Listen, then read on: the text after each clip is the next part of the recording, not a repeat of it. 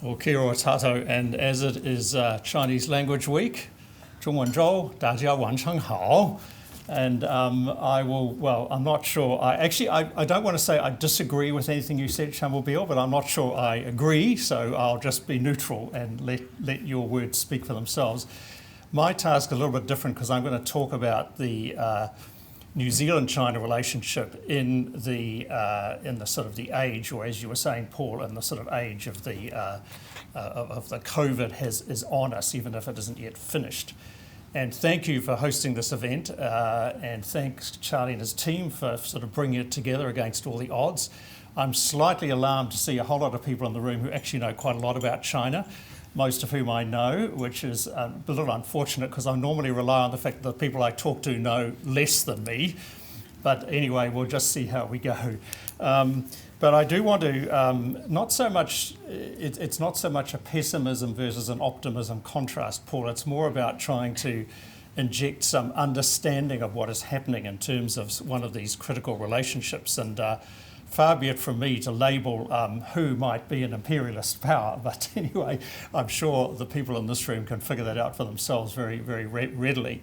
But for New Zealand, I think there are a number of key relationships that we have, and one of them is with China.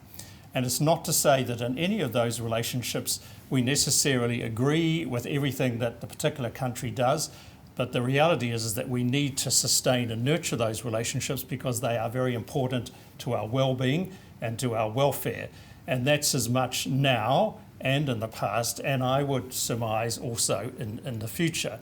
How we calibrate that's a different matter, and that's something that I think we are going to have to work very hard at over the next few years. But for myself, I can't see that a country like China, or for that matter the United States or Europe, whatever, or countries in Asia, are going to be less important to us than they are now. Now, if we look at the elements which bind us together with China, I analyse them in three terms. Everything's going to be about three, by the way. There are three speakers tonight, so everything's going to be three. That's a very Chinese numerate sort of approach. But one is political, one is commercial and economic, and one is what the Chinese call people to people. And actually those links occur with all other major relationships that we have, but they'll be in different mixtures and different compositions depending on the country in question. But with China, and I think it's quite important to understand this, the political relationship is very, very important as the foundation for everything else that happens. And so the ability of New Zealanders to engage at a high political level with China is actually very important. And it's one thing which has probably suffered or is suffering from the fact of COVID and the fact that we can no longer have the sort of interactions that we maybe had used to have in terms of summit meetings and so on. So next year, this city is going to be hosting APEC, but it's going to be a virtual APEC. And one of the advantages of APEC for us is it allows a New Zealand Prime Minister to consort very readily with a number of other leaders of other countries, as well as the institutional and organisational benefits that arise from that. And that will not happen in the same way next year. And I can quite understand why that decision was taken. It's very hard to run a blended or hybrid summit, but the fact is that it will mean that the benefits that New Zealand as a country of our size gains from being part of these larger groups, some of that will be lost. And part of that loss will be with China, because we meet with the Chinese Premier, we meet with the Chinese President, and that's a good thing to be doing. Now it's going to rely on people making trips, and that's going to be harder at the moment. I mean, I agree, I think it will sort itself out over the next 12 months, but there's going to be a period of time where actually our international interactions have been much less than they used to be, and certainly that's an issue with China. But the reason I say that the political is important, if you look back, and again, this is my three reference point, there have been sort of roughly three periods in Chinese history which rather neatly, at least in my view, match three periods of our engagement with China. So the period from 1949 to the 1970s, which was really the Mao era, we of course did not have relations with the People's Republic. So there was a pretty sort of odd situation there. We knew China was important, but we felt constrained in terms of opening up relations with Beijing. And then from the mid-70s through to, say, about 2012 or something, was the period where we did establish relations, but also China embarked on a course of integrating its economy with the rest of the world, and we benefited hugely from that. That's what I call the Deng era, and China became rich. It was important, but it became rich. Now we have the era of Xi Jinping, and in a sense what's happening is that China's becoming powerful. And that, is, I think, is something of a challenge for people in this country and in a lot of other parts of the world, because they're used to looking at China through a certain lens, and to see China not just as an important country and a rich country, but a country which has the muscle to be able to exercise influence on the world is something which is a bit novel, and it's certainly putting some stresses, which I'll come back to in a moment. But from a New Zealand point of view, those three strands I mentioned, the economic, the political and the cultural, they've prevailed throughout that period, but in different ways.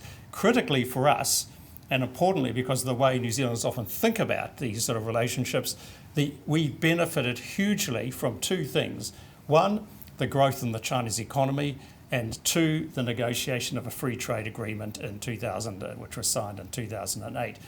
And in effect, we have a situation in which China, specifically the rather loosely defined Chinese middle class, want to consume a lot of the goods and services we produce, whether that's food, whether it's scenery, as in Lord of the Rings, or whether it's education. I won't speak much about education because I'm sure Jenny will cover that. But I think by mentioning education and tourism, you can understand how COVID has affected us in that particular relationship, because those two sectors have been very deeply affected, not just because of not just through the China connection, but more broadly than that.